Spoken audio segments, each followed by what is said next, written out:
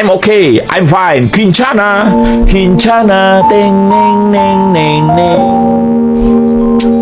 Ku menahan rasa sakit, rasa sakit. Few moments later.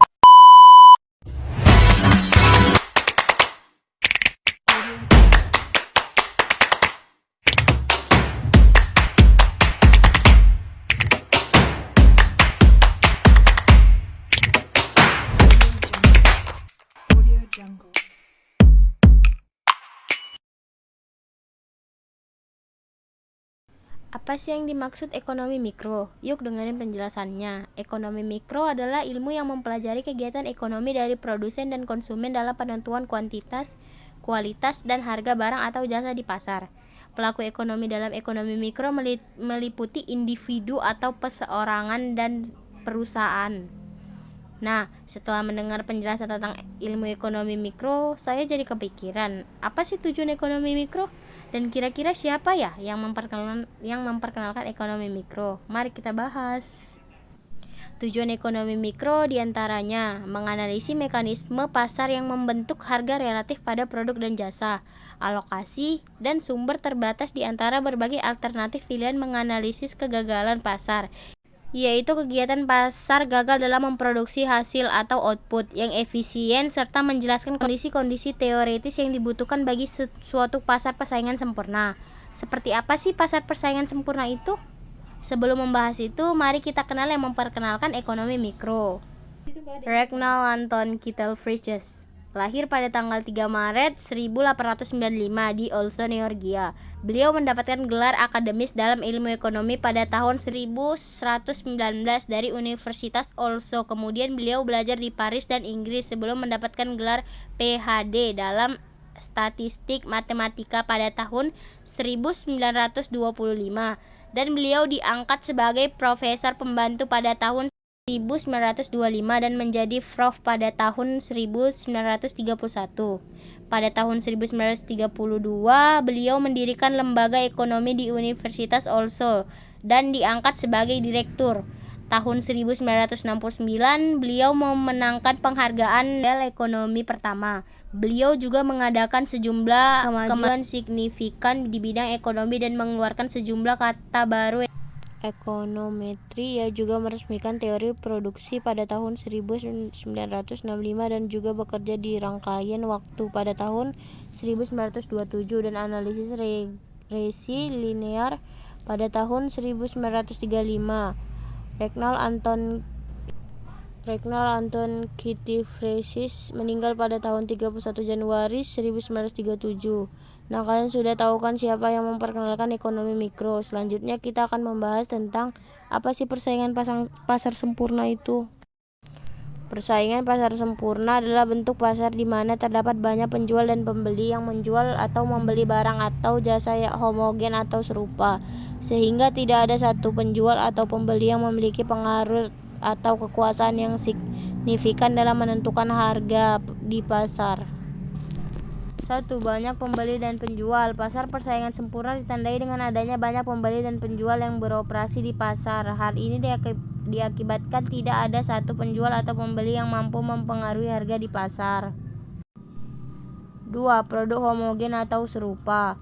Produk yang dijual di pasar persaingan sempurna dianggap sama atau setidaknya serupa, sehingga pembeli tidak memperhatikan dari mana mereka membeli produk tersebut. 3. Transparansi informasi. Pembeli dan penjual memiliki akses yang sama terhadap informasi tentang harga, kualitas produk, dan kondisi pasar.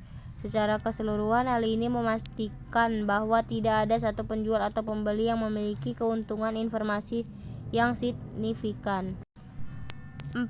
Mobilitas faktor produksi. Faktor produksi seperti tenaga kerja dan modal dapat bergerak bebas di antara industri-industri yang berbeda. Hal ini memastikan bahwa tidak ada satu produsen yang memiliki kontrol atau kekuasaan terhadap pasar. 5. Tidak adanya hambatan masuk dan keluar pasar. Perusahaan-perusahaan dapat dengan mudah masuk atau keluar dari pasar. Hal ini memastikan bahwa tidak ada satu produsen yang memegang kekuasaan pasar yang signifikan. 6. Harga ditentukan oleh kekuatan permintaan dan penawaran. Harga barang atau jasa dalam persaingan pasar sempurna ditentukan oleh mekanisme pasar yang terbentuk dari interaksi antar penawaran dan permintaan. 7. Adanya intervensi pemerintah. Pemerintah tidak ikut campur dalam menentukan harga atau regulasi di pasar persaingan sempurna. Contoh-contoh pasar persaingan sempurna. 1. Pasar beras. Pasar beras sering dianggap sebagai contoh pasar persaingan sempurna karena terdapat banyak penjual dan pembeli. Beras yang dijual juga hampir seragam dan homogen, serta harga beras ditentukan oleh kekuatan permintaan dan penawaran. 2. Pasar saham. Pasar saham juga dapat dianggap sebagai contoh pasar persaingan sempurna karena terdapat banyak pembeli dan penjual saham, dan informasi yang relevan tentang saham tersedia untuk semua pihak. 3. Pasar komoditas. Pasar komoditas seperti minyak, gas alam, atau emas juga bisa dianggap sebagai persaingan pasar sempurna karena produk-produk ini dianggap seragam dan banyak pembeli dan penjual yang saling bersaing di pasar ini. 4. Pasar pertanian. Pasar sayuran dan buah-buahan pada umumnya dapat dianggap sebagai pasar persaingan sempurna karena banyak petani yang menanam dan menjual hasil panen mereka, dan produk-produk ini dianggap seragam dan homogen. 5. Pasar barang-barang kecil. Pasar barang-barang kecil seperti buku, pensil, dan pulpen juga dapat dianggap sebagai persaingan pasar sempurna karena banyak penjual dan pembeli, serta produk yang dijual hampir serupa satu sama lain.